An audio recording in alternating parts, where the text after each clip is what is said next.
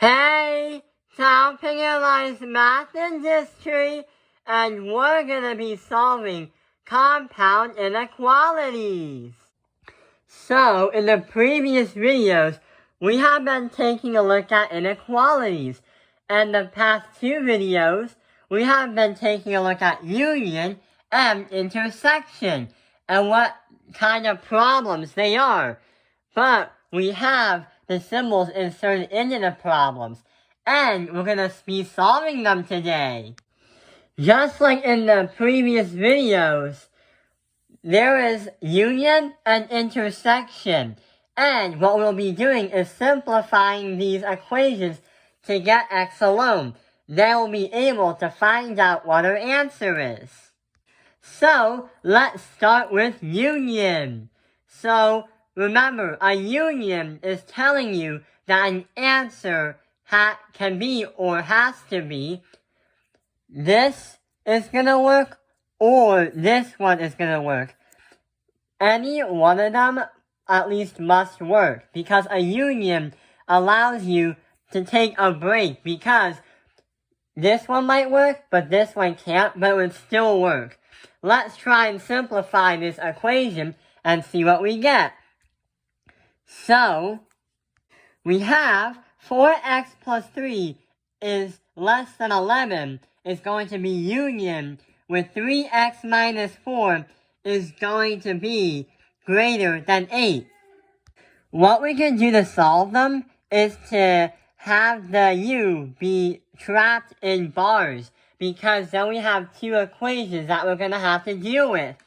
So we have 4x plus 3 is going to be less than 11, and our second equation is 3x minus 4 is greater than 8. We'll use the union sign a bit later. So let's try and solve the first one right here. 4x plus 3 is less than 11. Why don't we minus that by 3 and minus this by 3? And when we do that, we're going to get 4x is going to be less than 8. And if we go on the other side, we have 3x minus 4 is greater than 8. So why don't we add both sides by 4 and turn this into a 12. 3x is going to be greater than 12. So, we now have two equations. We're going to move that union sign to the very bottom, because when we find x's for both equations and get them alone, we'll be able to have a simplified version of this gigantic equation that was given to us. So, we divide this by 4 and divide that by 4, divide this by 3 and divide that by 3. With the first equation, 4 divided by 4 is just 1, or 1x, or x. And 8 divided by 4 is going to be 2. And on the second equation, 3 divided by 3 is 1, or 1x. And 12 divided by 3 is going to be 4. So we now have isolated x's.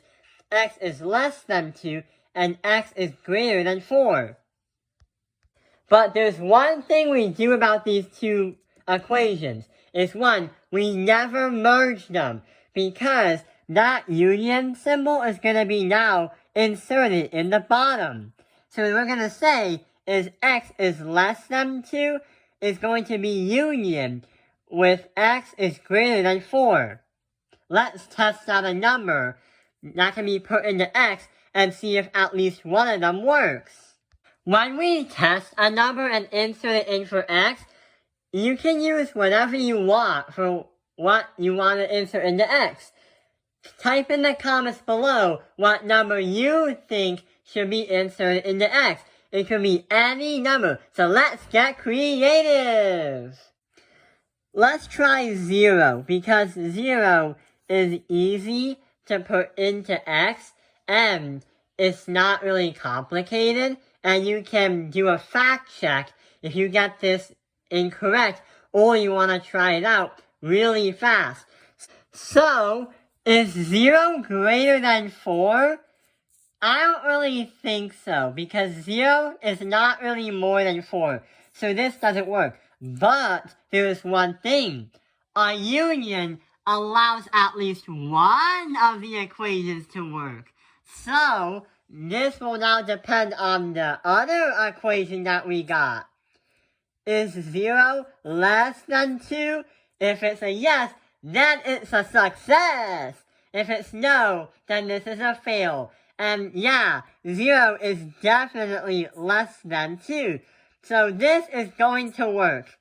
We got this question correct because a union allows us to have at least one of the problems work. Let's now move on to the intersection.